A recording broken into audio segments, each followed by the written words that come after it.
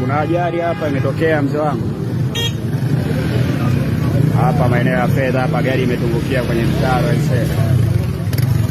Kuna bonge moja la foleni hapa.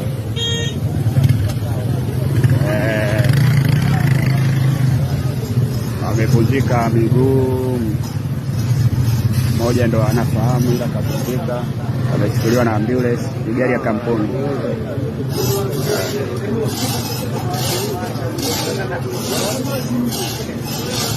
Yaani hawa wanaburuza.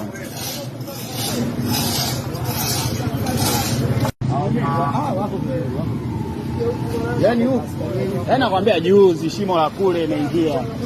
Sio kama nimekwambia juzi shimo la kule. Ukungu leo, kulikuwa kuna ukungu leo.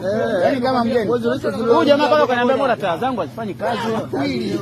Yaani wewe anaendesha gari kaniambiaje leo taa hazifanyi kazi nini? Nikamwambia hamna, leo kuna ukungu. Gari ile pale tumepaki sasa. Okay. Tumetoka hivi asubuhi saa 10 hivi tunaenda hivi, tunarudi tunarudi sasa hivi tunakuta hivi. Lakini wakati tumepita hapa tunauona huo ukungu. Sasa hii barabara sisi tunapita mara kwa mara. Wewe ilikuwa sio right tunaijua. Lakini pale walitakiwa weke reflector pale.